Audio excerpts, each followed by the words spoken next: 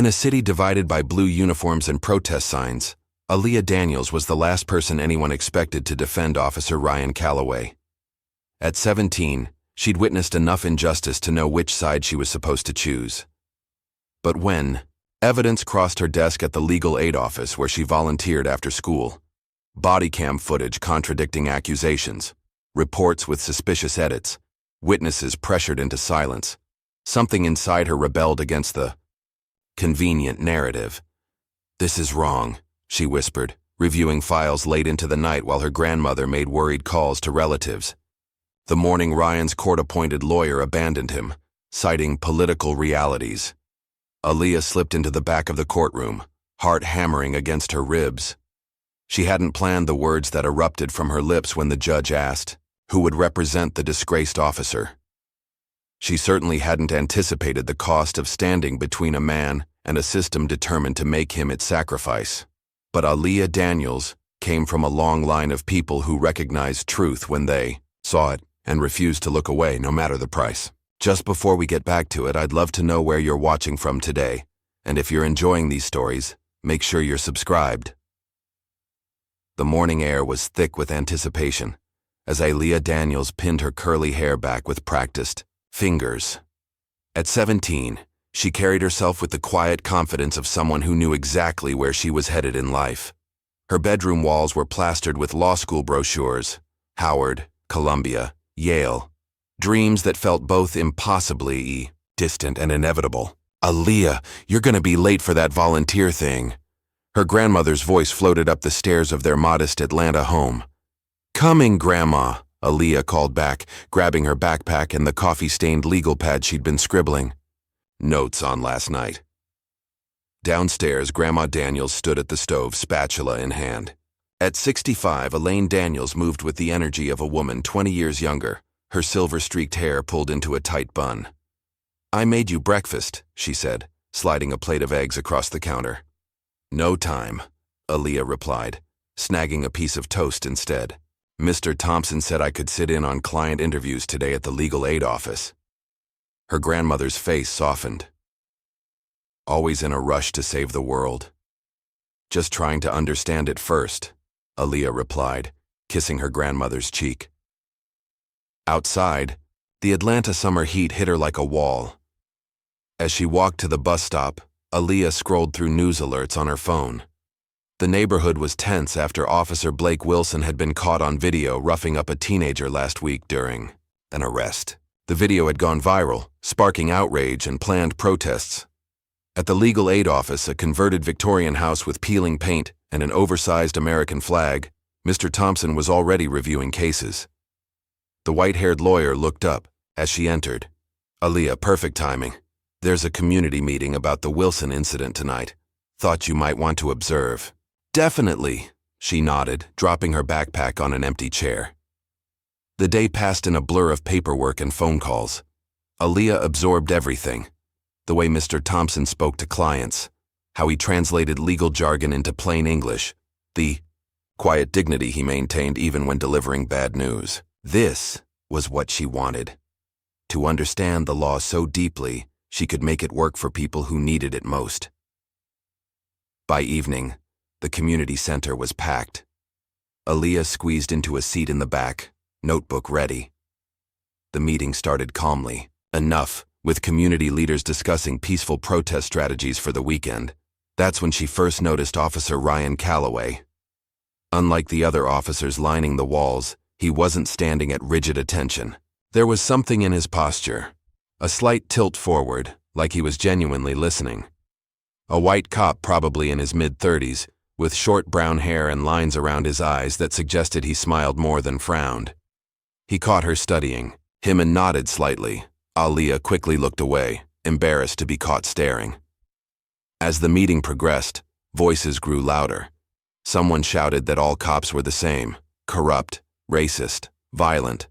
Officer Calloway didn't flinch, didn't argue back. He just kept listening, his expression neutral but attentive. "That's Ryan Calloway," whispered the elderly woman beside Aaliyah.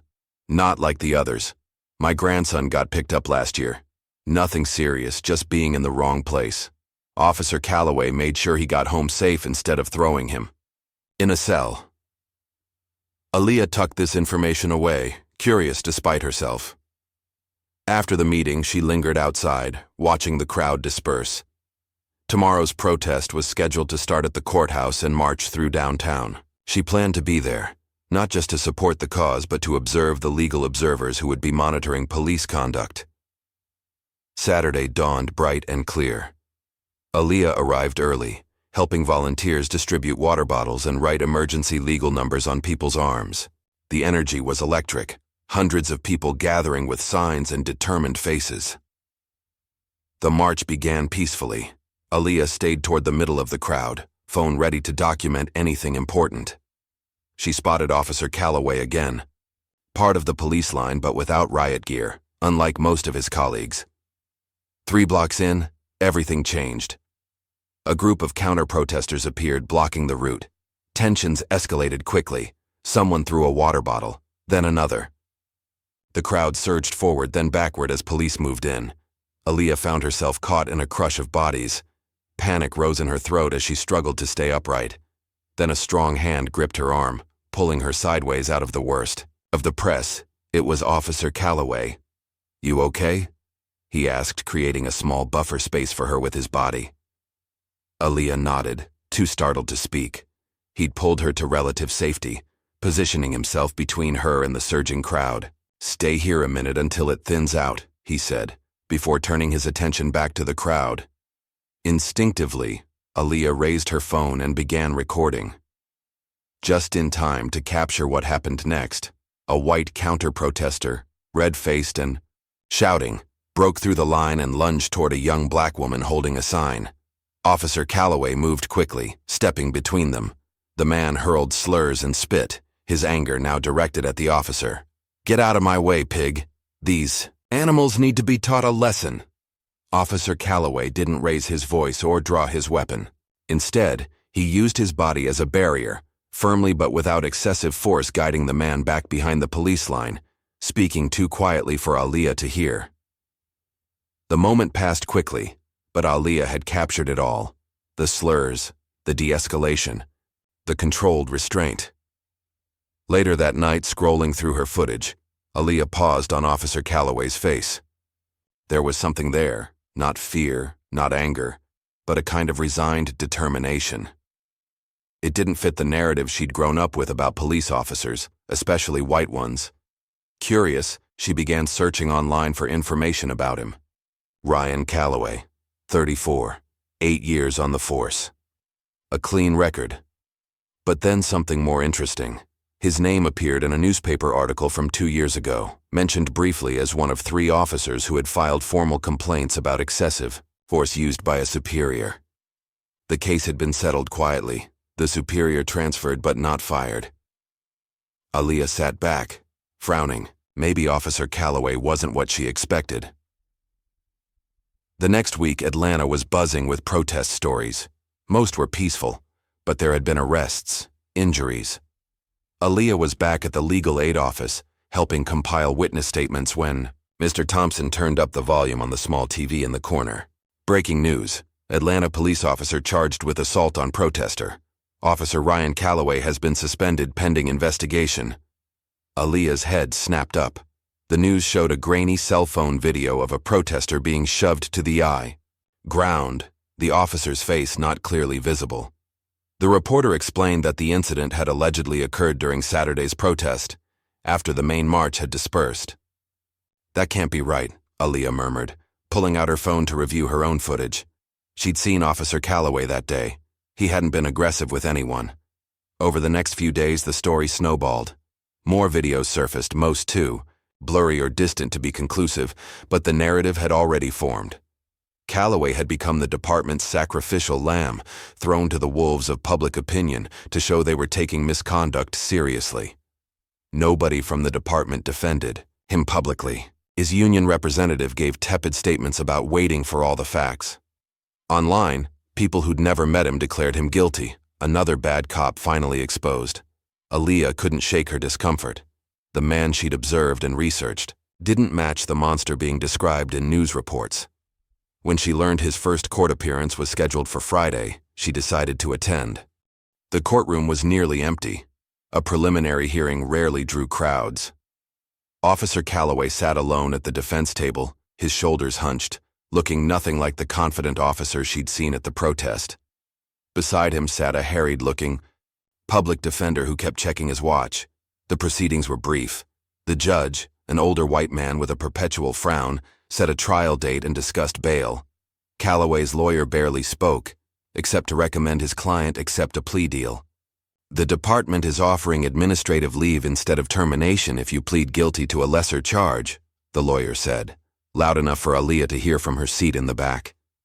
"It's the best you're going to get." Officer Calloway stared straight ahead, his face a mask. "I didn't do what they're saying I did." The lawyer sighed. "Nobody cares what actually happened. Take the deal."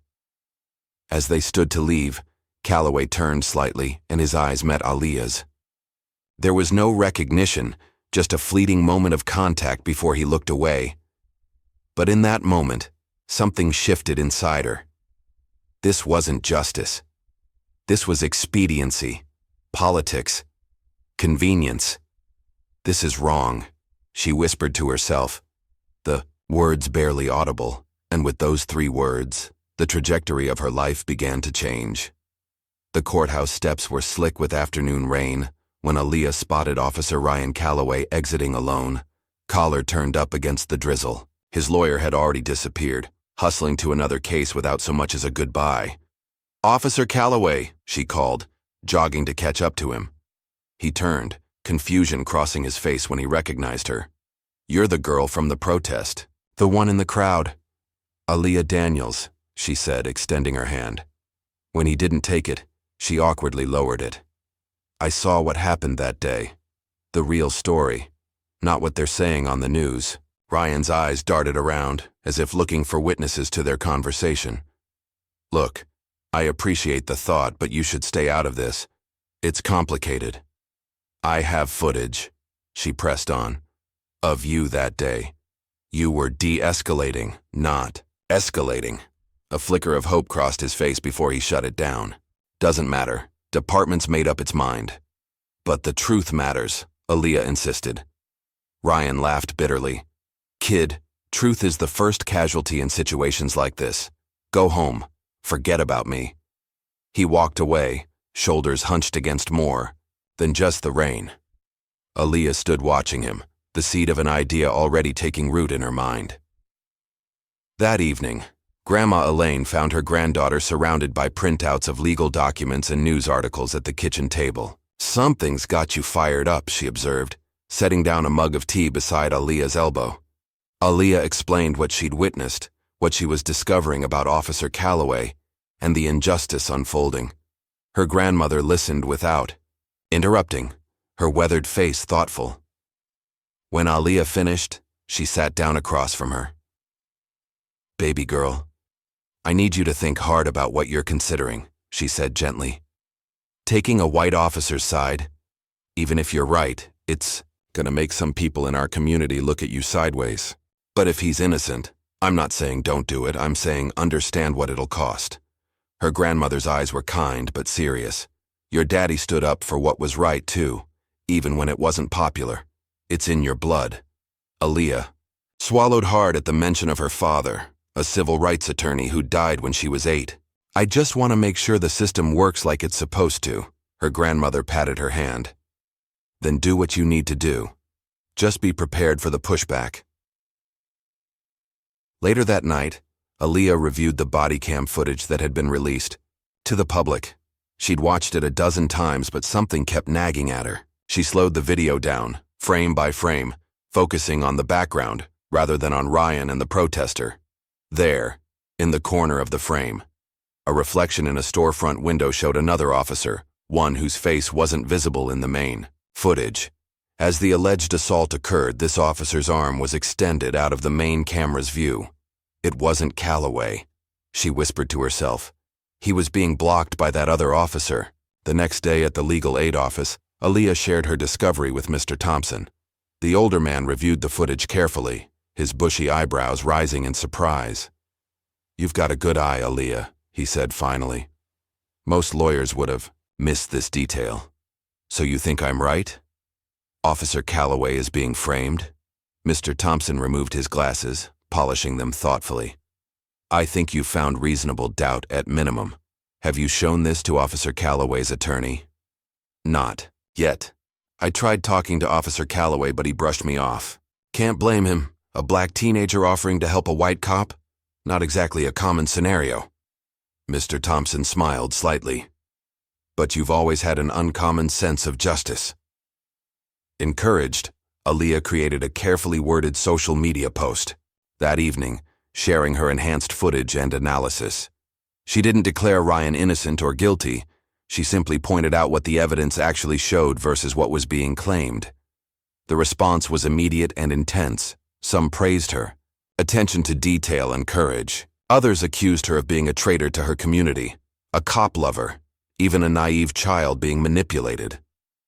Her phone buzzed constantly with notifications, many supportive, others frighteningly hostile. By morning, her post had been shared thousands of times. Local news stations were trying to contact her. Her grandmother fielded calls, protecting her from the sudden onslaught of attention. Then came the news that changed everything. Ryan Calloway's lawyer had withdrawn from the case, citing irreconcilable differences with his client, code for political pressure becoming too intense. Aaliyah found out when she received a text from an unknown number. You still want to help? I need to talk to you. RC. They met at a quiet diner miles from both their neighborhoods. Ryan looked worse than before. Unshaven, eyes bloodshot, the weight of his situation visible in the slump of his shoulders. Your video analysis, he said without preamble. You're right. It wasn't me who shoved that protester. It was Officer Mercer, but he was standing behind me from the camera's angle.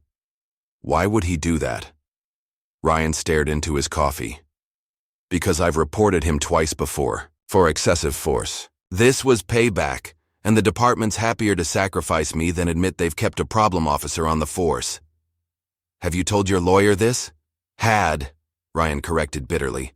He quit last night, said the case was too politically charged. Now. Truth is, the police union made it clear he shouldn't defend me too vigorously. Aaliyah's mind raced. There must be other lawyers who would take this on. With what money? Ryan laughed hollowly. I'm suspended without pay. My savings are going to my ex-wife and daughter. No lawyer wants to touch this pro bono. Not with the department, the union, and half the city wanting my head. Aaliyah stared at him, an impossible idea forming. When's your next hearing? Tomorrow. Just a status update, but without representation. He trailed off. I'll be there, she said firmly. The next day, Aaliyah arrived at the courthouse early, dressed in her most professional outfit, a navy blazer borrowed from her grandmother and a white blouse she saved for special occasions. Her hair was pulled back severely, her expression composed despite the butterflies in her stomach. The courtroom was more crowded this time. News of Ryan's abandoned defense had spread, and people were curious to see the fallen officer face the judge alone. When his case was called, Ryan stood, visibly nervous. I see your counsel is not present, Officer Calloway, remarked the judge, a black woman in her 60s with shrewd eyes and a no-nonsense demeanor. Do you have new representation? Ryan cleared his throat. No, Your Honor. My lawyer withdrew from the case. I'm currently seeking. I will defend him. The words burst from Aaliyah before she could reconsider. Heads swiveled. The courtroom fell silent. The judge peered over her reading glasses at the teenager now standing in the gallery. Young. Lady, this is not a television drama. Please be seated. Aaliyah stepped forward, heart pounding but voice steady. Your Honor, my name is Aaliyah Daniels. I'm 17 years old and I volunteer at Thompson Legal Aid Clinic. I have evidence that Officer Calloway is being wrongfully accused. A murmur rippled through the courtroom. The judge's mouth twitched. Whether in annoyance or amusement was impossible to tell.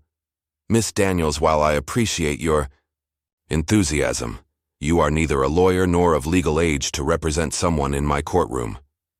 I know that, Your Honor. Aaliyah swallowed hard.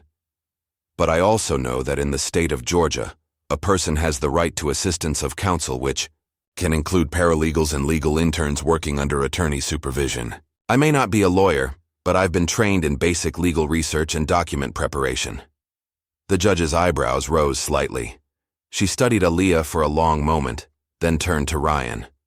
Officer Calloway, are you requesting that this young woman assist in your defense? Ryan looked as shocked as everyone else, but he nodded. Yes, Your Honor, I am. The judge tapped her pen against the bench, clearly thinking. This is highly irregular. Miss Daniels, do you have an attorney who will supervise your work? Aaliyah's confidence wavered. She hadn't gotten that far in her planning. I will, Your Honor.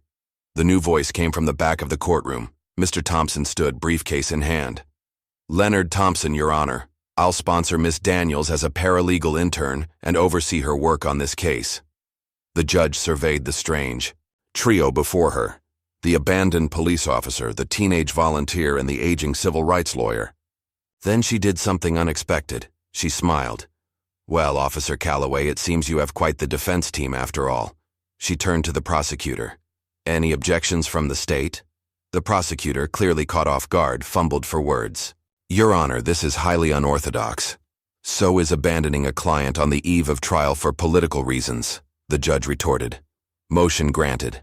Miss Daniels may assist in Officer Calloway's defense under Mr. Thompson's supervision. She pointed her gavel at Aaliyah. But young lady, I expect you to conduct yourself with the utmost professionalism in my courtroom. This is not a school project. Yes, Your Honor. Thank you, Your Honor. Aaliyah could barely contain her mix of terror and exhilaration. As court adjourned, Ryan approached her, his expression a mix of confusion and gratitude. Why would you do that for me? Aaliyah met his gaze steadily. Because it's the right thing to do, and because I want to be a lawyer someday, a real one. This is where I start. That evening, they gathered in Mr. Thompson's cluttered office. Ryan sat uncomfortably in a worn leather chair, while Aaliyah organized her notes with methodical precision. First things first, she said, suddenly all business. I need you to tell me everything. Not just what you think is important, everything. I'll decide what matters legally. Ryan blinked, momentarily taken aback by the teenager's commanding tone. Then, slowly, he began to talk. About his history on the force. About the officers he'd reported. About the subtle retaliation that had been building for years. As night fell outside the office windows, an unlikely alliance was forming inside. A discarded cop, a determined teenager, and a wise old lawyer united by one powerful belief. That truth, however inconvenient, deserved its day in court. The Thompson Legal Aid Office had never been so alive at midnight. Fluorescent lights buzzed overhead as Aaliyah hunched over a laptop, surrounded by stacks of police reports and legal precedents. 3 weeks had passed since she'd stood up in that courtroom, and now the full weight of her commitment was settling on her shoulders. You should go home, get some sleep, Ryan said, placing a coffee beside her. He'd taken to bringing her grandmother's homemade sandwiches and caffeinated fuel for their late-night strategy sessions. Can't, she mumbled, eyes fixed on the screen. I found something about Officer Mercer. Ryan leaned over her shoulder. On the screen was a news article from 3 years ago. A police brutality case settled out of court. Officer Jason Mercer wasn't named, but the case number matched one in their files. How did you find this? Ryan asked, voice hushed with surprise. Cross-referenced the settlement database with officer badge numbers. Mercer's name was redacted, but the badge number is consistent across reports. Aaliyah pulled up another document. And it's not just once. I've found 3 separate incidents, all settled with NDAs. The department buried them, Ryan murmured, running a hand through his disheveled hair. Just like they tried to bury my complaints about him. Mr. Thompson shuffled in from his office, bow tie askew after 18 hours of work. What have you two found now? Aaliyah explained her discovery, watching the old lawyer's eyebrows rise higher with each detail. Impressive detective work, he said finally. But proving Mercer's history of misconduct doesn't automatically exonerate Officer Calloway. We need direct evidence linking Mercer to your specific incident. The protester, Aaliyah said suddenly. The one Ryan supposedly assaulted. If we could talk to him. Marcus Whitley, Ryan supplied. 22 college student. I've never spoken to him directly. We need to find him, Aaliyah decided. Tonight. It took 3 days of careful work. Marcus Whitley wasn't answering. His phone wasn't at his registered address and had gone silent on social media since filing the complaint. Finally, through a friend of a friend who attended the same university, Aaliyah managed to arrange a meeting at a quiet campus coffee shop.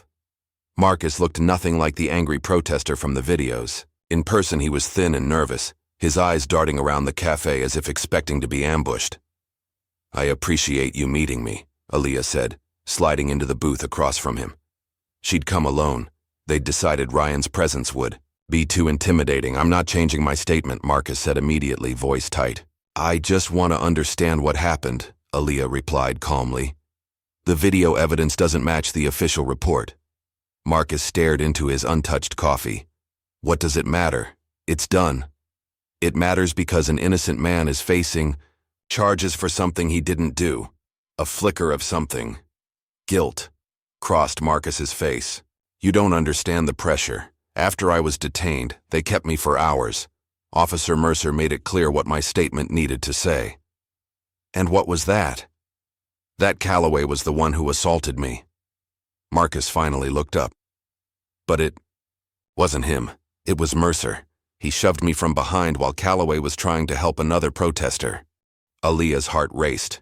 This was it, the testimony they needed. Would you be willing to make an official statement correcting the record? Fear clouded Marcus's eyes. They said they'd charge me with assaulting an officer if I didn't cooperate. I can't risk it. I'm on scholarship. One criminal charge and I lose everything. We can protect you, Aaliyah insisted. No one can protect me from them. Marcus stood abruptly. I'm sorry about your cop friend, but I've got my own life to worry about. He was gone before she could respond, leaving her alone with the weight of a truth that couldn't be used.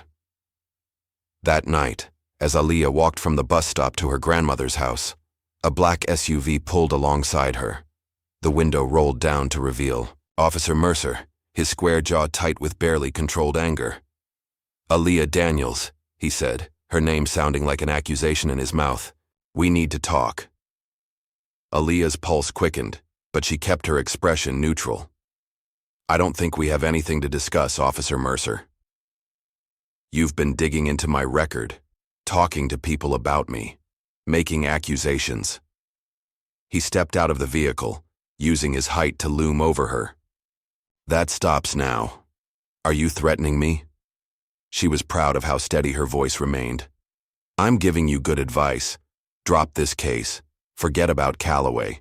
Or your perfect record, your college applications, your bright future. All of it dies. Right here, Aaliyah stood her ground. Is that what you told Marcus Whitley? That you'd ruin his life if he told the truth? Something dangerous flashed in Mercer's eyes. He took a step closer, voice dropping to a whisper. You have no idea what you're messing with, little girl. Calloway crossed the line when he reported his fellow officers. We take care of our own problems. By framing innocent people? Mercer's laugh was cold. There are no innocent people in this game, just players and pawns. He returned to his vehicle. Remember what I said. Drop it, or you'll regret it. The SUV pulled away, leaving Aaliyah shaking on the sidewalk. When she finally made it home, Ryan was waiting on her grandmother's porch. Concern etched on his face. Your grandmother called, said you were late. He noticed her pallor immediately. What happened? When she told him about Mercer's threat, Ryan's expression hardened. This ends now. I'm not letting you put yourself at risk for me. It's not just about you anymore, Aaliyah insisted. It's about what's right. What's right is you having a future, not throwing it away on a lost cause like me. Ryan paced the porch, agitated. I've already accepted that my career is over. I can plead to a lesser charge, move away, start over. But you've got everything ahead of you. Why did you become a cop? Aaliyah asked suddenly. The question stopped him. What?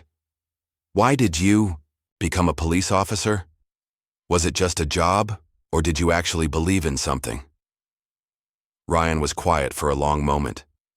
My dad was killed during a convenience store robbery when I was 12.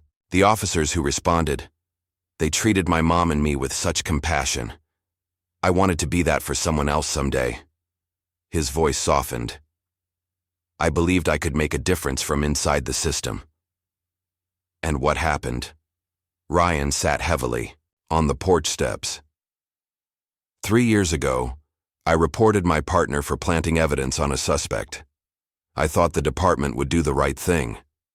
Instead, they transferred him and made my life hell. Every shift, every call, I was watched, isolated. But I still believed there were good people in the department, people who cared about doing the job right. So you reported other incidents. 2 more times. Each time it got worse. The last one was Mercer. I caught him deleting body cam footage after roughing up a teenage shoplifter. Ryan's eyes darkened with the memory. The next day, my locker was vandalized. Dead rat inside. Message was clear. But you didn't quit. No, Ryan admitted. Maybe I should have, but it felt like surrendering, letting them win. I thought if I just kept my head down, did my job right. He trailed off. And now? Now I realize some systems can't be fixed from the inside. He looked at her, his expression pained. Which is why I can't let you throw yourself into this fire. Mercer and his friends, they play by different rules. So do I, Aaliyah replied, her resolve strengthening. My father was a civil rights attorney. He taught me that justice isn't a gift. It's something you have to fight for, even when it seems impossible. Before Ryan could argue further, the front door opened. Grandma Elaine stood there, arms crossed, expression stern. I've been listening to you two go back and forth, she said. Ryan, I appreciate your concern for my granddaughter. But Aaliyah makes her own choices. She turned to her granddaughter. And you, young lady, if you're going to fight this battle, you need to be smarter than them. No more walking home alone after dark. The next morning, Aaliyah arrived at the courthouse early for a procedural hearing. To her surprise, Judge Evelyn Washington motioned her to approach the bench after the formal proceedings. Miss Daniels, I'd like a word in my chambers. The judge's office was austere but personal. Law books lined the walls alongside framed photographs of family and what appeared to be civil rights marches from decades past. I'll be direct, Judge Washington said, removing her reading glasses.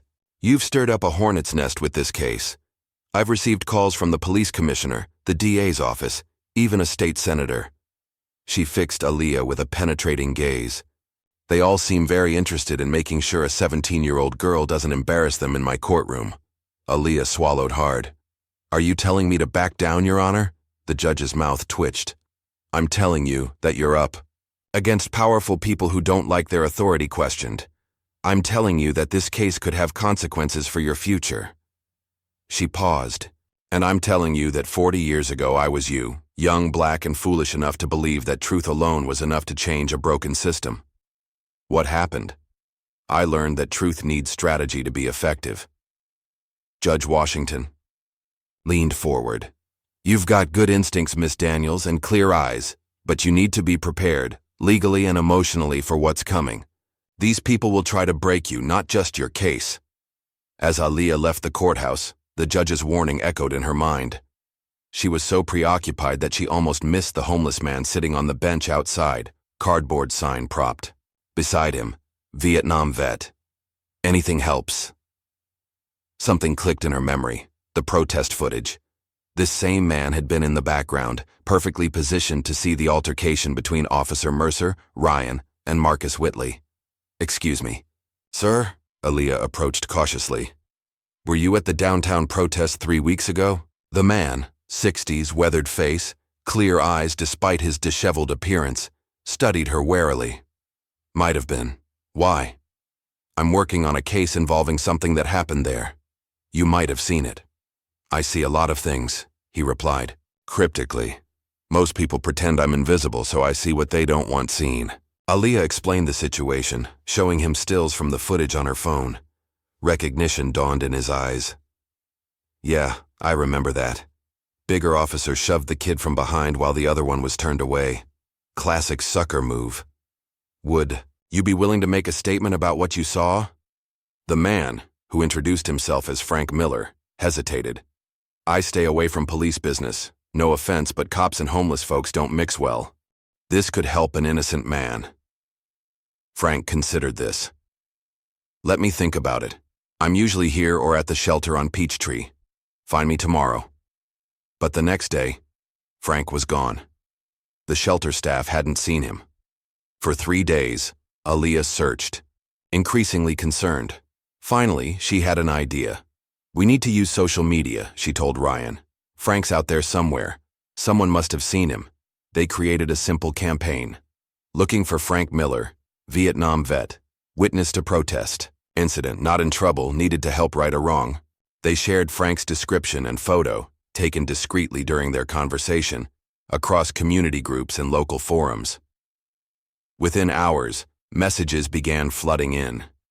Frank had become something of a fixture in certain neighborhoods, known for his elaborate stories and kind demeanor despite his circumstances. Finally, a shelter worker from across town messaged that Frank had arrived there 2 nights ago, shaken and claiming someone had threatened him. When Aaliyah and Ryan arrived at the shelter, Frank was initially reluctant to speak with them. Eventually, he admitted that a police officer had approached him, warning him to forget what he saw if he wanted to keep sleeping in the city parks unbothered. But I didn't fight in Vietnam to come home and be scared into silence, Frank said finally. I'll tell what I saw on the record. That officer, the big one with the crew cut, he's the one who shoved the kid, not your friend here. With Frank's testimony secured, Aaliyah began preparing their case in earnest. Working late one night at the legal aid office, she discovered something hidden in the police department's internal communication. A report filed the day after the incident, acknowledging confusion about which officer had been involved in the altercation with Marcus Whitley. This proves they knew, Aaliyah exclaimed to Mr. Thompson. They knew Ryan wasn't responsible, but they proceeded with charges anyway. This could be the key to the whole case, the old lawyer agreed, examining the document closely. Where did you find it? It was buried in the interdepartmental memos we subpoenaed. Someone tried to redact the relevant parts, but they did a sloppy job. They made copies immediately, one for their files, one for the judge, one for the court record. The original went into Mr. Thompson's safe. But the next morning, they arrived to find the office door ajar, papers scattered across the floor. The safe was untouched. Mr. Thompson's foresight had protected their crucial evidence. But the message was clear. Someone was desperate to silence them. Security footage from the building's lobby revealed a man in a maintenance uniform entering, after hours. His face was never clearly visible to the camera, but his build matched Officer Mercer's. It's getting dangerous, Ryan said, surveying the ransacked office. Too dangerous. But Aaliyah's resolve only strengthened. They're scared, she said. They wouldn't be trying this hard to stop us if we weren't close to the truth. The security footage was grainy, but damning. A figure in a maintenance uniform, broad-shouldered, confident in his movements, slipped into the legal aid office. At 2:17 a.m., 40 minutes later, the same figure exited carrying a manila folder. That's department-issued footwear, Ryan said, pointing to the screen where they reviewed the footage at the building manager's office. Standard tactical boots. And look at how he moves. That's police training. Checking corners. Maintaining. Awareness of camera positions. Can we prove it's Mercer? Aaliyah asked. Not from this alone. He's careful never to show his face clearly. The building manager, a nervous man with thinning hair, shifted uncomfortably. I've already given you more than I should. If the police ask for this footage... We understand, Mr. Thompson interjected smoothly. We appreciate your cooperation. Perhaps we could get a copy for our records. With evidence of the break-in secured, they returned to the courthouse. Judge Washington called an immediate closed hearing, her expression grave as she reviewed their materials. This is disturbing, she said finally. Breaking into an attorney's office to steal evidence is a serious crime. However, she fixed her gaze on Aaliyah. Proving who did it is another matter entirely, and you should be prepared for retaliation. Retaliation, Your Honor? Aaliyah asked. You're challenging powerful people, Miss Daniels, people who are used to operating without consequences. The judge removed her glasses. You've shown remarkable courage so far, but I need to know you understand what you're up against. This isn't a school debate or mock trial. These people will try to destroy your reputation, your future, perhaps even your safety. Ryan stepped forward. Your Honor, that's exactly why I've been trying to convince Aaliyah to step back. This has gone too far. With all due respect, Aaliyah countered, it's not your decision to make. Judge Washington studied them both, her expression unreadable. I'm scheduling another hearing for tomorrow morning. Just us. No press, no spectators. I want to review all the evidence in this case privately before we proceed further. She turned to Ryan. Officer Calloway, be prepared to testify about the department's internal practices regarding misconduct complaints.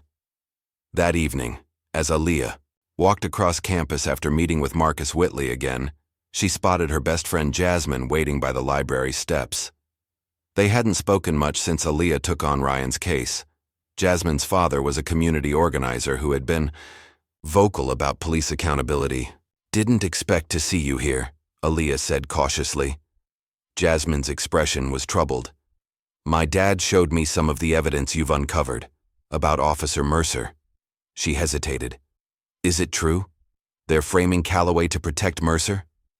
Everything points that way, Aaliyah confirmed. But why are you the one fighting this battle? He's a cop, Aaliyah. A white cop. Why is this your problem to solve? The question hit harder than Aaliyah expected.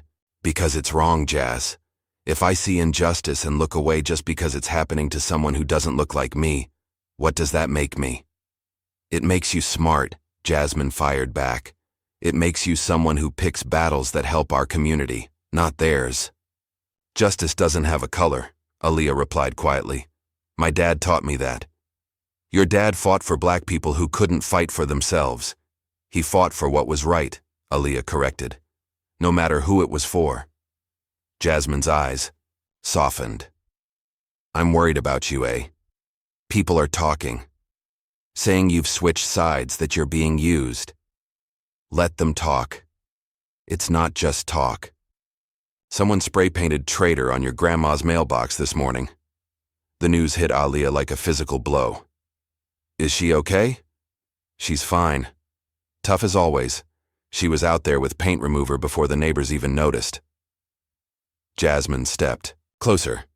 But this is just the beginning.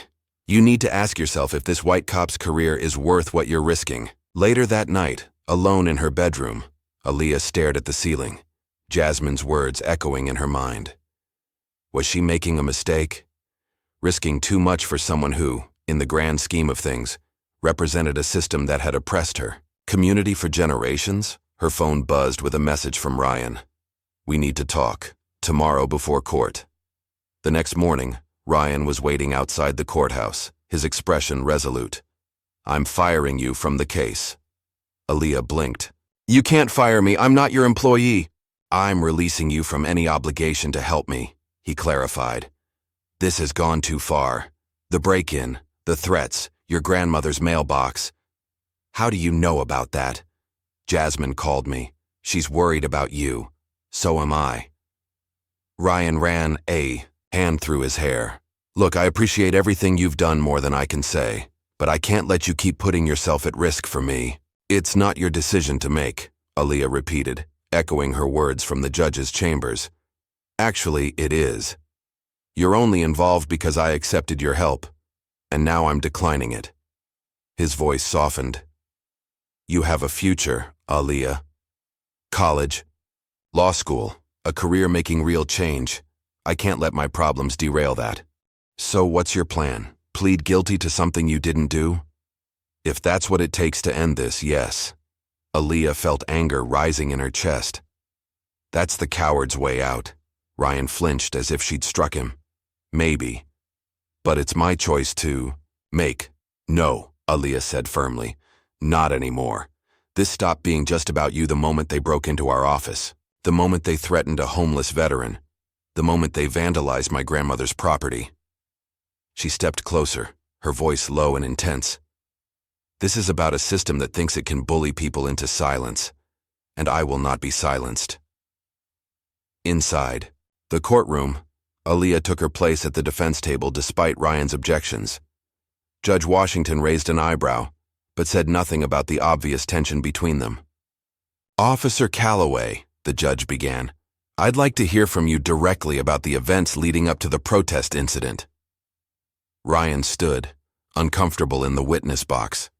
At first, his testimony was measured, professional, the voice of a man who had testified in court many times before. But as he continued, describing the pattern of retaliation after his misconduct reports, something changed. His voice became raw, emotional. "I believed in the badge," he said, his eyes fixed on a point somewhere beyond the courtroom walls. "I believed we could police ourselves, hold each other accountable. But every time I spoke up, I was the one who paid the price." The district attorney, a sharp-dressed woman named Lisa Bennett, seized on this vulnerability during cross-examination. "Officer Calloway, isn't it possible that your persecution complex has led you to blame others for your own failings? That perhaps you're manipulating this young woman's idealism to save your career?" Ryan's face flushed. "No, ma'am. That's not what's happening here." "Really? Because it seems convenient that you found a teenage crusader to fight your battles. A young black woman, no less. Someone whose youth and race make her a sympathetic figure compared to a white police officer." Aaliyah shot to her feet.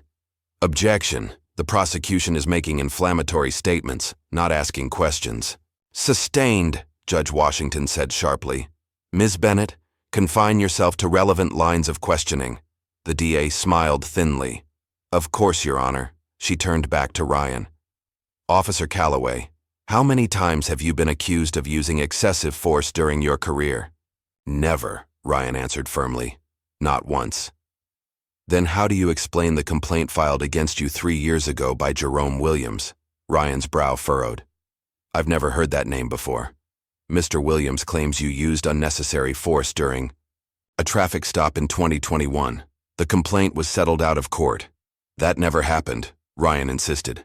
"I've never been the subject of an excessive force complaint." The DA produced a document with a flourish. "I have the settlement agreement right. Here, Officer Calloway. Your signature is on page 3. Aaliyah requested to see the document. As she examined it, something caught her eye. The badge number listed wasn't Ryan's. "Your Honor, this complaint was filed against badge number 5742. Officer Calloway's badge is 5472. She looked up, a flash of understanding crossing her face. They transposed the numbers. This complaint was against Officer Mercer, not Officer Calloway. The courtroom fell silent. Judge Washington held out her hand for the document, examining it carefully. "Ms. Bennett, where did you obtain this document, Ethia?" DA hesitated. "From department records, Your Honor, with the incorrect badge number prominently featured? A mistake that conveniently implicates Officer Calloway instead of another officer?" The judge's voice was dangerously quiet. "I want to know who provided this to you, and I want to know now." As the DA stammered an explanation, the courtroom doors opened. A man in a suit entered, walking directly to the prosecution table. He handed Ms. Bennett a flash drive, whispered something in her ear, then left as quickly as he had appeared. The DA's expression changed as she reviewed the contents on her laptop. "Your Honor, in light of new evidence, the state requests a brief recess to reconsider our position." Judge Washington's eyebrows rose. "New evidence that might exonerate the defendant, Ms. Bennett?" "Potentially, Your Honor," the judge sighed. "This case has seen more twists than a mountain road." "Very well. Court is in recess for 1 hour." In the hallway, Aaliyah confronted Ryan. "You tried to fire me and then just rolled over in there. What happened to fighting for what's right?" Ryan looked exhausted. "I've been fighting for years, Aaliyah. Sometimes it feels like I'm the only one." "Well, you're not alone anymore," she said fiercely. "So stop acting like it." Their conversation was interrupted by a text message on Aaliyah's phone from an unknown number. "Check your email. You'll want to play this in court. A friend." The email contained an audio file, a recording of a conversation between Officer Mercer and another officer, discussing how they had set Ryan up and altered evidence to make the assault charge stick. Who sent this? Ryan asked, stunned as they listened. Someone inside the department, Aaliyah guessed. Someone who's been watching, waiting for the right moment. When court resumed, the energy had shifted dramatically. The DA looked flustered. Judge Washington noticed the change immediately. Ms. Bennett, has the state's position evolved during our recess? Your Honor, the state is reevaluating certain aspects of our case. That's not quite a responsive answer, the judge observed dryly. Aaliyah stood. Your Honor, the defense has received new evidence that directly proves Officer Calloway's innocence and reveals deliberate evidence tampering by department officials. She played the recording. The voices were clear, unambiguous. Officer Mercer and a lieutenant discussing their plan to frame Ryan, laughing about how easy it had been to alter records and pressure witnesses. The courtroom erupted in murmurs. The DA's face had gone pale. Judge Washington gavelled for order, her expression thunderous. Ms. Bennett, am I to understand that the prosecution has been complicit in presenting falsified evidence to this court? Your Honor, I had no knowledge. That will be determined in a separate investigation. The judge cut her off. She turned to Aaliyah and Ryan. This recording raises serious questions about the integrity of this entire case. I'm ordering an immediate investigation into Officer Mercer and all officers mentioned in this recording. Ryan looked stunned, as if he couldn't quite believe what was happening. Aaliyah squeezed his arm, her own heart racing with vindication. As the gallery buzzed with conversation, Judge Washington made one final statement.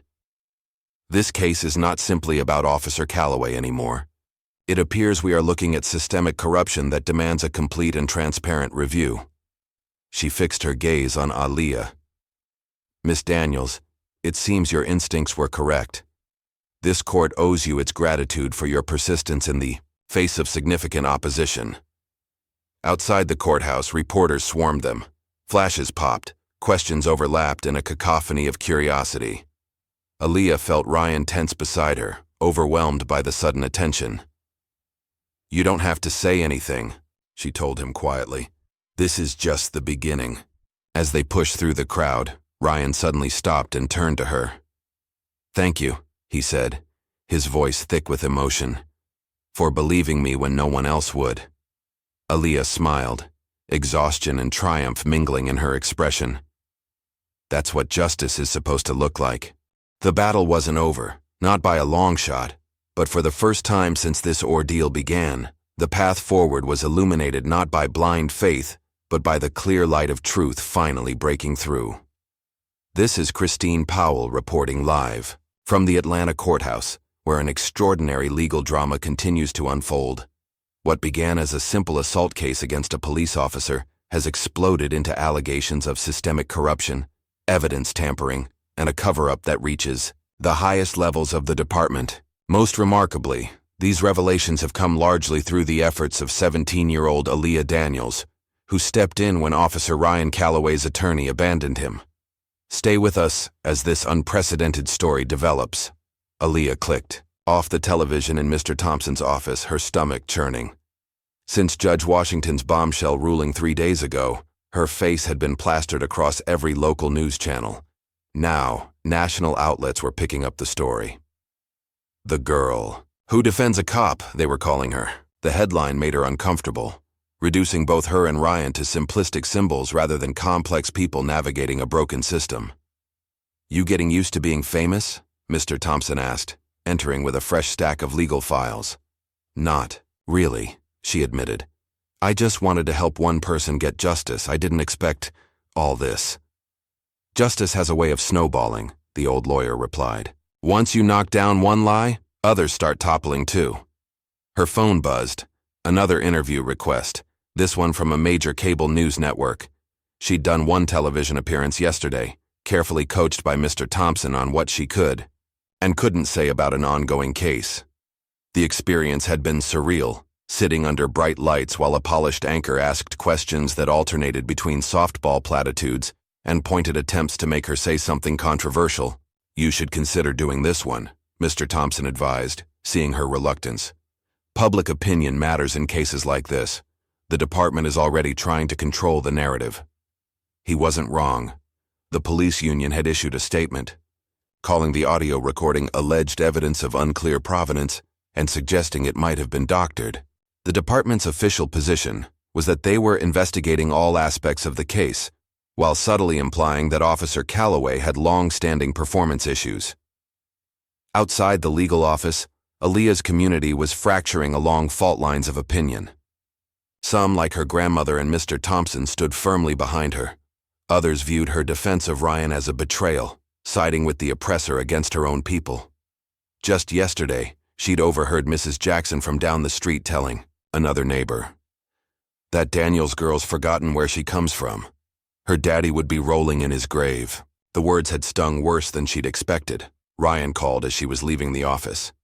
"Have you seen the news? They're interviewing every officer who's ever worked with me, digging for dirt." "It's just intimidation tactics," Aaliyah assured him. "They're scared because we're winning. I'm not so sure.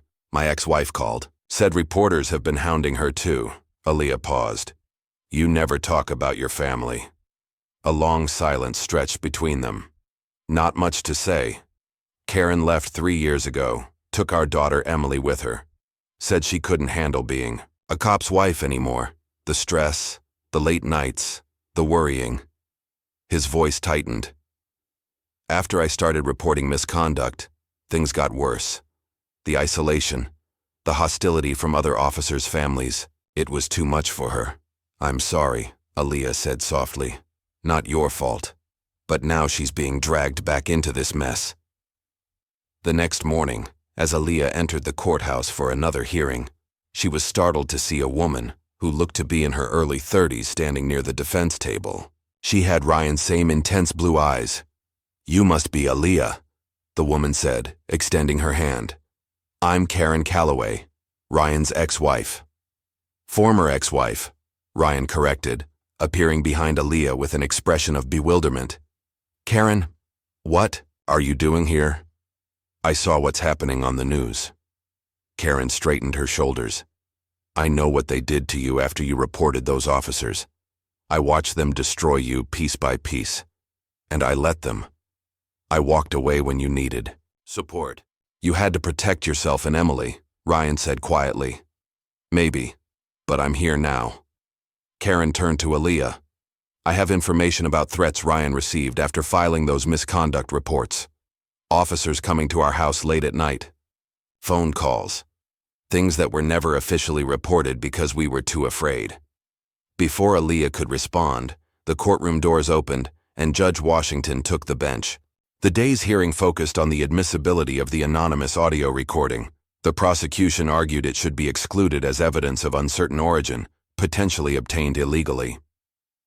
Aaliyah listened as the DA made her case, noting how her previous confidence had been replaced with a flustered desperation. When it was the defense's turn, Mr. Thompson addressed the court first, then surprised everyone by yielding the floor to Aaliyah. "Your Honor," she began, her voice steady despite the butterflies in her stomach. "The recording came to us anonymously, but its authenticity can be verified through voice recognition software. More importantly, it constitutes protected whistleblower evidence.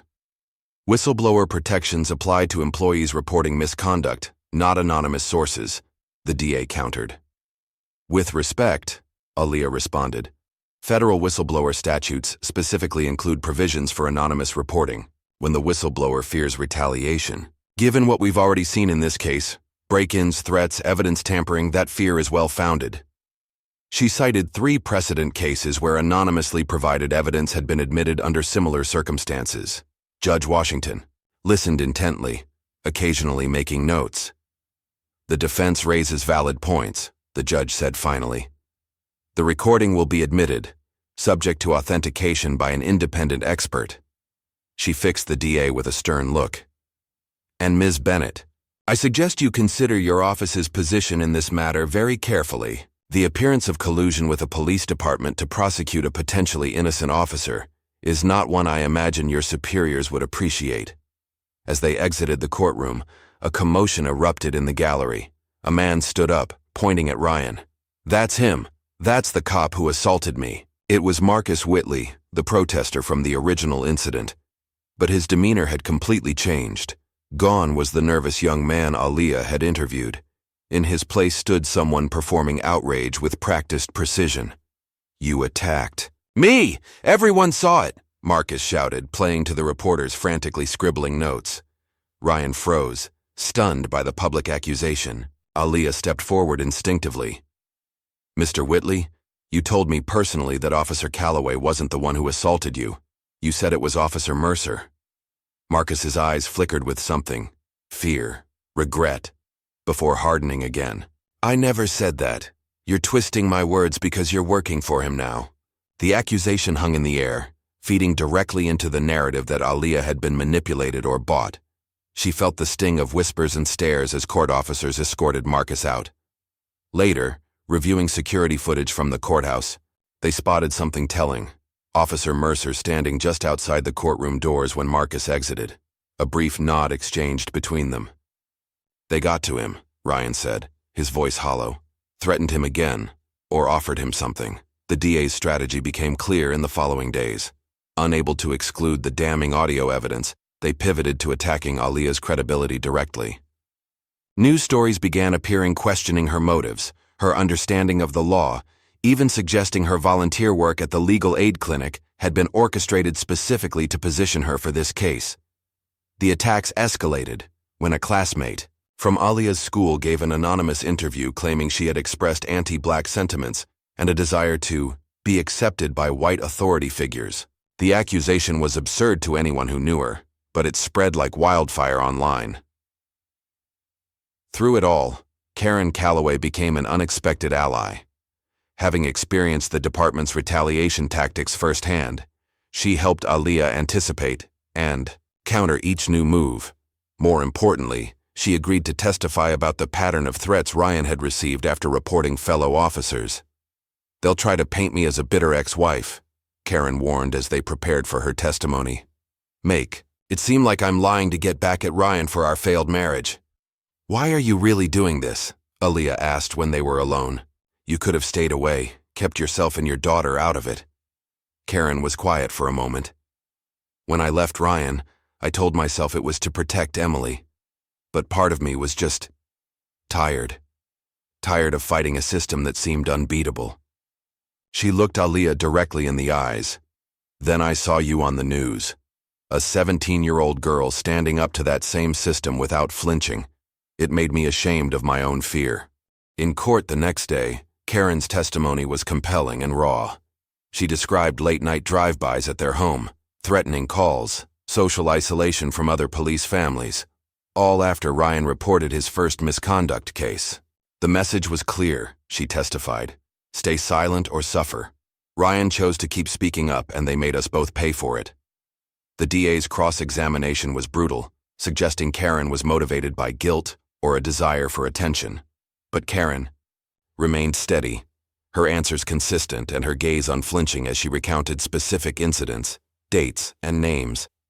Just as momentum seemed to be shifting in their favor, Aaliyah received a text message during a court recess. Unknown number. "We warned you. Check your email." The message contained a video file, footage from inside the legal aid office showing Aaliyah working late, unaware she was being recorded. The angle suggested a hidden camera had been placed days or even weeks ago. More disturbing were the final frames. Aaliyah walking to her car at night, filmed from nearby bushes, a laser sight briefly appearing as a red dot on her back. "They've been watching me," she whispered, showing the video to Ryan and Mr. Thompson. "They could have—" She couldn't finish the thought. Ryan's face darkened with anger and fear. "This ends now. I'm withdrawing my not guilty plea." "What?" "No," Aaliyah protested. "We're winning. The evidence is on our side." "Evidence won't matter if you're hurt." Ryan's voice cracked with emotion. "They're threatening you directly now. I won't have your blood on my hands." Before she could argue further, there was a commotion in the courtroom.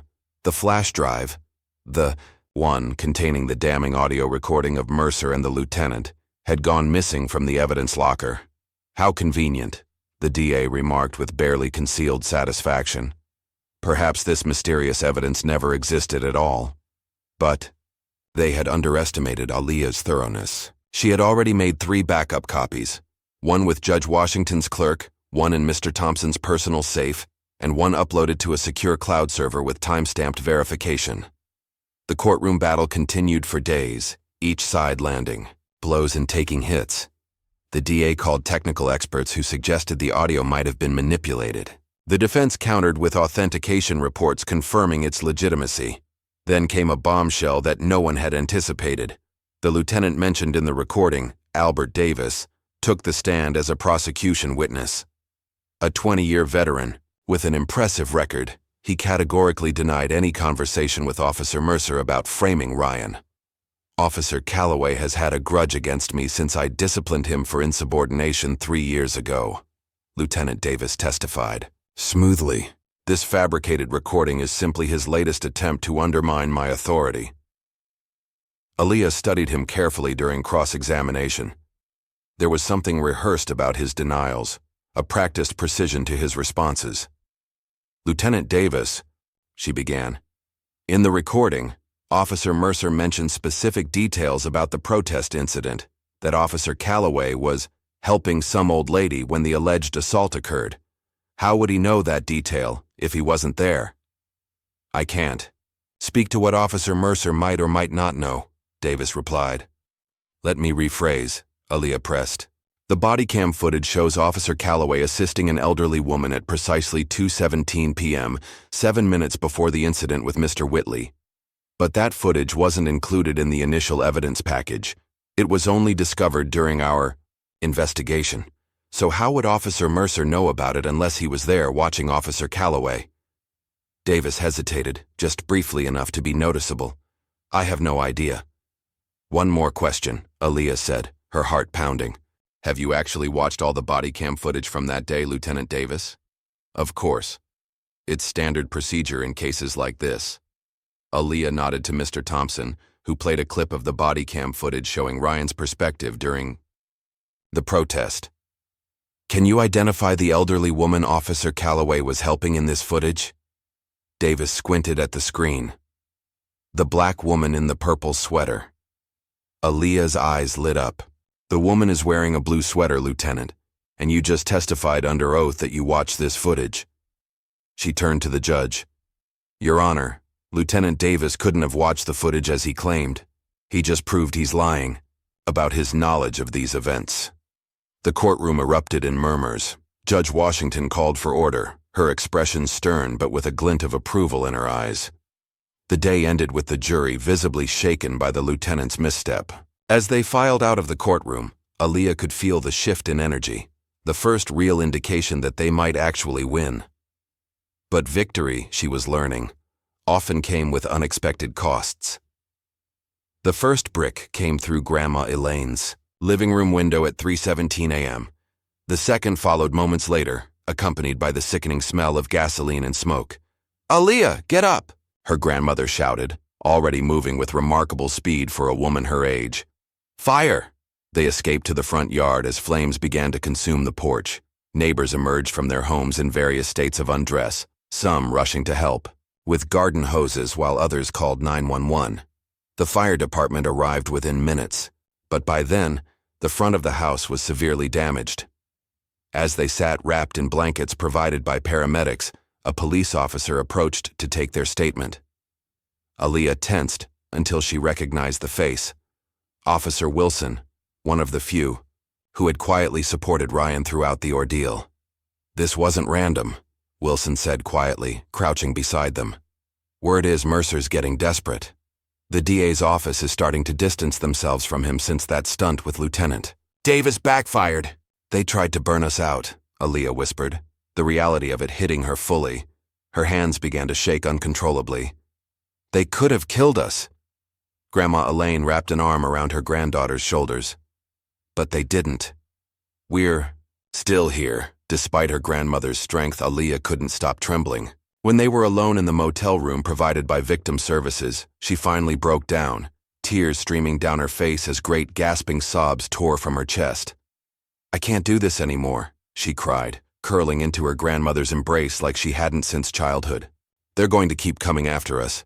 What if next time? Shh, Grandma Elaine soothed, rocking her gently.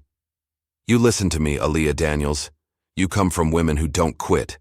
Your great-grandmother marched with Dr. King and got attacked by police dogs. Your mother faced down death threats when she integrated her law firm. Your father stood against corruption until his last day.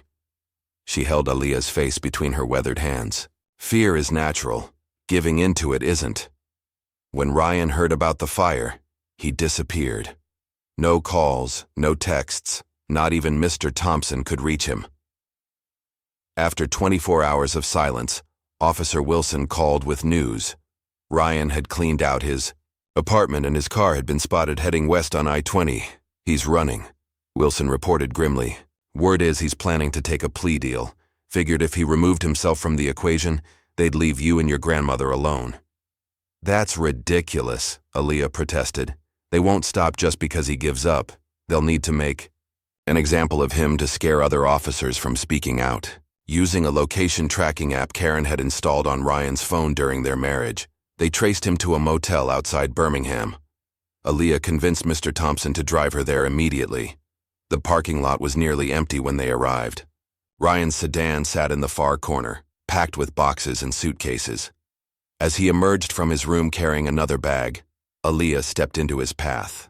"Going somewhere?" she demanded. Ryan froze, surprise and guilt washing over his face. "Aaliyah, you shouldn't be here." "Neither should you." She stood her ground, arms crossed. "Running away, taking a plea for something you didn't do." "They burned your house down," Ryan said, his voice cracking. "They almost killed your grandmother. Because of me." "No, because of them. Because of a corrupt system that punishes people who stand up for what's right." Aaliyah stepped closer. "If you give up now, what message does that send? That intimidation works? That justice is only for those with power?" Ryan dropped his bag, running his hands through his hair in frustration. "What do you want from me? I'm just one person. I can't change an entire system." "Neither can I. But together with every person brave enough to speak the truth, maybe we can make a dent." She looked him directly in the eyes. "If you give up, every kid watching me loses hope. Every officer afraid to report misconduct sees that silence is safer. Is that the legacy you want?" They stood in silence, the weight of her words hanging between them. Finally, Ryan picked up his bag, but instead of putting it in the car, he carried it back toward the motel room. "I need to unpack," he said quietly. "We have court tomorrow." When they returned to Atlanta, they found the trial landscape had shifted again. News of the arson attack had created a wave of public sympathy. Aaliyah's calm demeanor during a brief press statement, where she explicitly refused to blame the entire police department for the actions of a few corrupt officers, had impressed many. More importantly, evidence of tampering had been discovered. In the official report about the protest incident, digital forensics revealed that the document had been edited after its initial filing, with Ryan's name replacing Officer Mercer's in key sections. Ryan's former partner, James Sullivan, had been silent throughout the proceedings. A 15-year veteran with a spotless record, he had witnessed many of the incidents Ryan had reported but had chosen the safety of silence. Until now. "I can't keep quiet anymore," he told Aaliyah and Ryan when he requested a meeting the night before closing arguments. "Not after what they did to your house. There's a line, and they've crossed it." Sullivan's testimony the next day was devastating to the prosecution. He confirmed that Lieutenant Davis and Officer Mercer had systematically targeted Ryan after his first misconduct report, creating a hostile work environment and eventually conspiring to frame him for the protest incident. "I saw Officer Mercer shove that protester," Sullivan testified, his voice steady despite the career suicide he was committing. "Officer Calloway was 20 feet away, helping another civilian. The whole setup was planned in advance. Mercer even bragged about it in the locker room." The lieutenant's face remained impassive, but Officer Mercer's composure finally cracked. His face flushed with anger as Sullivan detailed the conspiracy, his hand clenching into a fist on the table before him. During cross-examination, the DA attempted to paint Sullivan as a coward who had enabled misconduct through his silence, but Sullivan accepted the criticism without defense. "You're right," he admitted. "I was a coward. I chose my pension over my integrity. I'm here today because I finally realized I couldn't live with that choice anymore. As Sullivan stepped down from the witness stand, his eyes met Ryan's. A silent understanding passed between them, forgiveness offered and accepted in the space of a glance. With Sullivan's testimony bolstering their case, Aaliyah and Mr. Thompson prepared for closing arguments. The night before, they worked late, into the evening, refining their strategy one final time. "You should deliver the closing," Mr. Thompson told Aaliyah, surprising her. "You've earned it." "Are you sure? This is the most important part of the trial, which is exactly why it should come from you." The old lawyer smiled. "This case has never been just about legal arguments. It's about a young woman brave enough to stand up for truth when everyone else looked away. The jury needs to hear directly from you." That night, alone in the hotel room where she and her grandmother were staying until their house could be repaired, Aaliyah wrestled with what to say. Legal arguments and evidence citations filled her notepad, but something was missing, the heart of why this case mattered. As dawn broke, she finally understood what needed to be said. With trembling hands but fierce determination, she wrote the words that would become the foundation of her closing argument. Not just about Ryan's innocence, but about a system that required constant vigilance from those within and without. The morning, as she dressed in her most professional outfit, a simple black dress borrowed from Karen, Aaliyah felt the weight of responsibility settling on her shoulders. Not just for Ryan, but for every person who had ever faced a system too powerful to fight alone. Her grandmother helped pin back her hair, then gripped her shoulders firmly. "Whatever happens today, I am proud of you. Your father would be too." With those words carrying her forward, Aaliyah walked into the courthouse ready for the final battle, knowing that win or lose, she had already changed the landscape of what justice could look like in her community. The courtroom fell silent as Aaliyah rose from her seat. After weeks of testimony, evidence, threats, and revelations, the trial was finally reaching its crescendo. Every bench was packed: journalists, community members, off-duty officers from both sides of the divide. Judge Washington nodded encouragingly as Aaliyah took her position before the jury. For a moment, doubt flickered across her face. She was 17, facing a room of adults who had spent their lives navigating a system she was only beginning to understand. Then she caught her grandmother's eye in the gallery, steady, proud, unwavering, and found her voice. "Ladies and gentlemen of the jury," she began, her tone clear and measured. "This case began with a simple question. Did Officer Ryan Calloway assault a protester during a demonstration? The evidence has conclusively shown that he did not." She moved from behind the podium, choosing to stand directly before the jury, nothing between them but truth. But as this trial has progressed, we've discovered that the question itself was built on a foundation of lies. The real question isn't about a single moment during a protest. It's about what happens when good people stay silent in the face of corruption. It's about what happens when systems meant to protect us are weaponized against those who speak up. Aaliyah gestured toward Ryan, who sat straight-backed at the defense table. "Officer Calloway made a choice that many of us talk about, but few have the courage to make. He reported misconduct. He stood up when it would have been easier and safer to look away. For that, he was targeted, isolated, and ultimately framed for a crime he did not commit." She walked the jury through the evidence methodically: the manipulated report, the witness intimidation, Sullivan's testimony, the forensic analysis of the body cam footage. Each point built upon the last, constructing an irrefutable case for Ryan's innocence. "The prosecution wants you to believe this is a simple assault case," she continued. "But we've shown it's something far more insidious. A deliberate conspiracy to silence an officer who dared to hold his colleagues accountable." Her voice faltered slightly as she approached more personal territory. "I didn't know Officer Calloway before this case. I had no reason to trust him, no reason to believe his side of the story.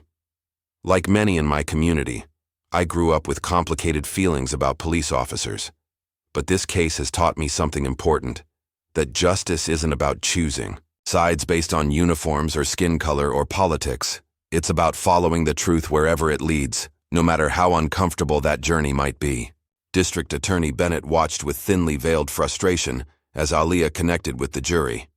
When her turn came for closing arguments, she attempted to redirect the narrative. "Don't be misled by emotional appeals and conspiracy theories," she urged the jury.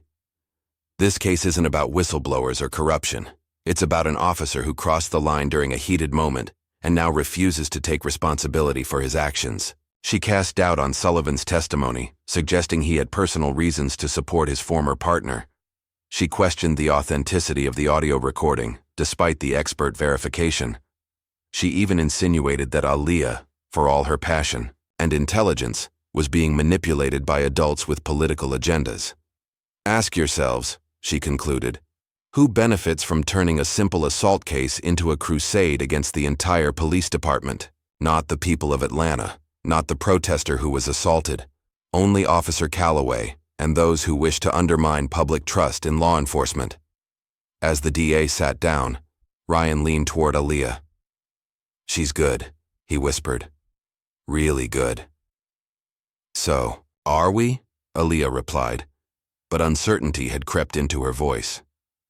Judge Washington gave her final instructions to the jury, emphasizing that they must consider only the evidence presented, not speculation or personal feelings about the broader issues raised during trial. As the jurors filed out to begin deliberations, an uneasy silence fell over the courtroom. Outside, a media circus awaited. Reporters shouted questions as Aaliyah, Ryan, and Mr. Thompson pushed through the crowd toward a quiet corner of the courthouse steps. "What happens now?" Aaliyah asked, the adrenaline of her closing argument fading into exhaustion. "We wait," Mr. Thompson replied. "Could be hours, could be days." It was neither. Just 90 minutes later, the bailiff announced the jury had reached a verdict. The speed sent ripples of surprise through the reconvened courtroom. Such a quick decision usually favored one side decisively. But which one? As they rose for the jury's entrance, Ryan reached for Aaliyah's hand, squeezing it briefly. "Whatever happens," he said quietly, "thank you for believing in me." Judge Washington addressed the jury. "Has the jury reached a verdict?" The foreperson, a middle-aged black woman with kind eyes and a stern mouth, stood.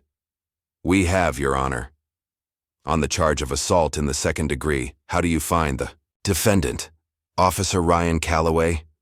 The foreperson's voice rang clear in the hushed courtroom. "We find the defendant not guilty." The room erupted. Supporters cheered while others shouted in protest. Journalists rushed for the doors, racing to break the news. Through it all, Ryan stood perfectly still, as if unable to process that the nightmare was finally ending. Judge Washington banged her gavel repeatedly. "Order! I will have order in my courtroom."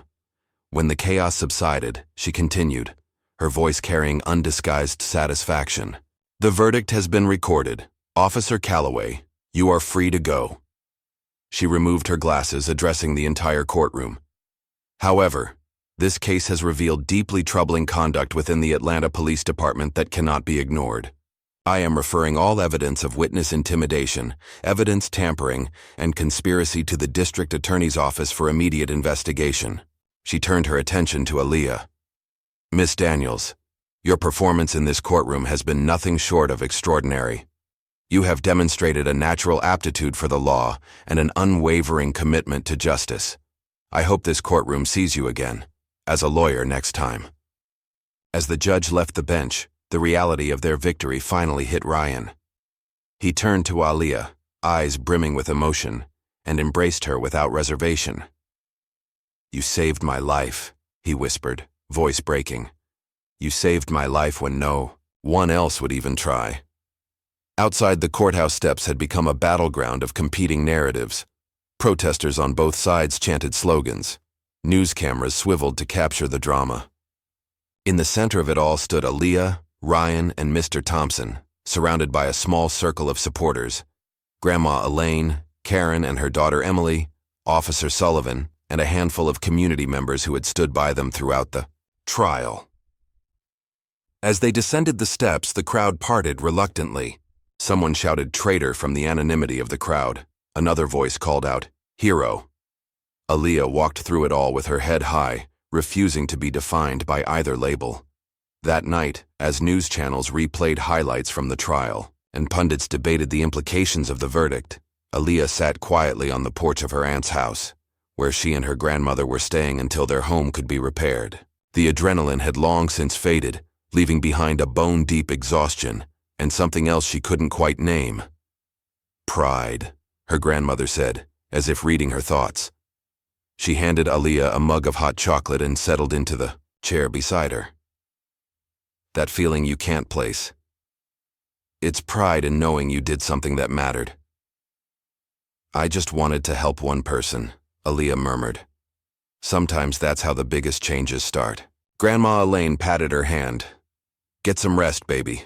Tomorrow's going to be busy. Her grandmother wasn't wrong.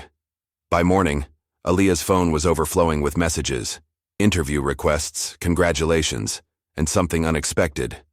Emails from 3 top law schools expressing interest in her application. But I haven't even applied yet, she told Mr. Thompson when she visited his office later that day. I'm still in high school. The old lawyer chuckled. Turns out conducting yourself with brilliance in a nationally televised trial is better than any admissions essay. He handed her a stack of envelopes. These came for you too. Scholarship offers from civil rights organizations. They're all eager to invest in the future of the girl who defended a cop. Spring sunshine bathed the newly repaired porch of Grandma Elaine's house as Aaliyah sorted through college brochures. 3 months had passed since the verdict, and the media frenzy had finally begun to subside, though her face still occasionally appeared in news segments about police reform and accountability. The trial's aftermath had rippled through Atlanta and beyond. Lieutenant Davis and Officer Mercer had been suspended pending an internal investigation that had already uncovered evidence of systemic misconduct. The police commissioner had resigned under pressure. A civilian review board, long advocated for by community leaders, was finally being established with real oversight powers. Ryan had declined reinstatement to the force, choosing instead to work with a newly formed community initiative aimed at rebuilding trust between police and the neighborhoods they served. He visited weekly, sometimes bringing Emily along, the 7-year-old having decided that Aaliyah was now her personal hero. Columbia sent another package, Grandma Elaine called from inside the house. That's the 3rd one this month. They really want you. Aaliyah smiled. The attention from prestigious universities still felt surreal, as did the scholarship offers that would make attending them possible. She had options now, paths forward that she'd only dreamed about before. Her phone buzzed with a text from Jasmine. Turn on Channel 7, they're talking about the reforms. Aaliyah rushed inside to find her grandmother already watching. On screen, the mayor stood at a podium announcing a series of policy changes for the police department: mandatory, body cameras, enhanced de-escalation training, and a clear process for officers to report misconduct without fear of retaliation. The Callaway case exposed serious flaws in our system, the mayor admitted. We're committed to addressing them transparently and comprehensively. The camera cut to Ryan, seated among community leaders at the press conference. He looked different, now the haunted expression replaced by quiet determination. When asked to comment, he spoke briefly about the importance of accountability on all sides. True justice requires courage, he said, words that Aaliyah recognized from their many conversations. The courage to admit when systems fail, and the courage to work together to fix them. As graduation approached, Aaliyah found herself busier than ever. Besides her regular schoolwork and college preparations, she had begun speaking at local high schools about civic engagement and the legal system. Students packed auditoriums to hear her story, asking questions about everything from constitutional rights to how she'd found the courage to stand up in that courtroom. I was terrified, she always admitted honestly. But some things are more important than fear. The day before graduation, Ryan visited with an unexpected gift, a sleek silver pen in a velvet box. This is the pen the judge used to sign the order dismissing my case, he explained. Judge Washington gave it to me afterward, said it was a reminder that justice sometimes requires a steady hand in shaky times. He placed it in Aaliyah's palm. "I want you to have it." "Ryan, I can't, please," he insisted. "Use it to sign your law school acceptance. Use it to write your first legal brief. Use it to change more lives." His eyes were sincere. "You gave me back my future. This is just a small token of what that means." Graduation day dawned bright and clear. Aaliyah stood before the mirror in her bedroom, adjusting her cap and the honor cords draped around her neck.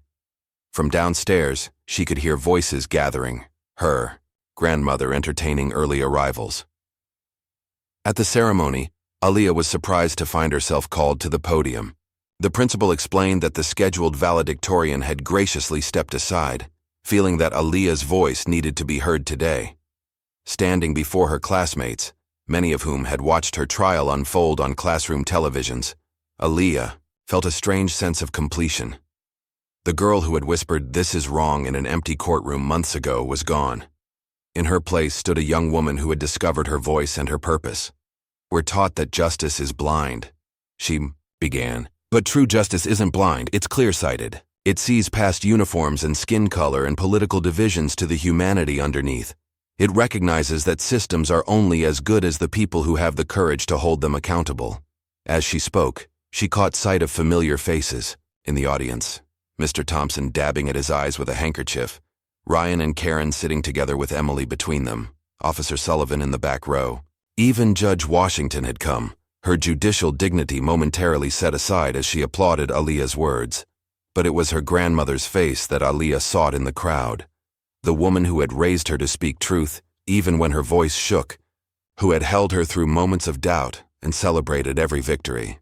"My grandmother taught me that courage isn't the absence of fear," Aaliyah told the hushed audience. "It's the decision that something else is more important." When she returned to her seat amid thunderous applause, the principal whispered, "That's my baby," echoing Grandma Elaine's proud words.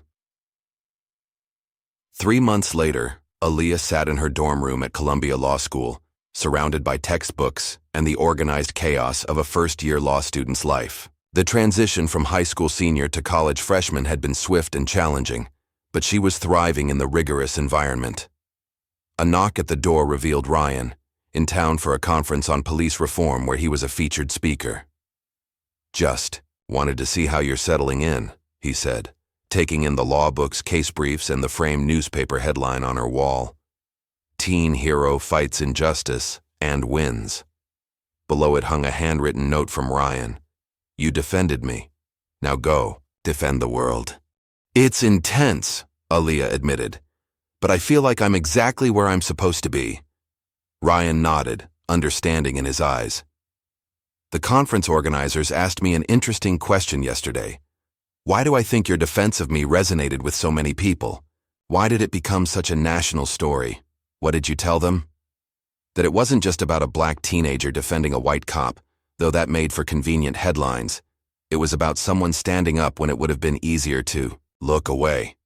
Someone saying this is wrong, and then doing something about it." He smiled. "That's a story people need right now." As they walked across campus, Ryan mentioned that several of his former colleagues had begun speaking out about misconduct they'd witnessed, inspired by Sullivan's testimony and the changes that had followed. "Your case created a blueprint," Aaliyah observed. "Showed them it was possible to tell the truth and survive."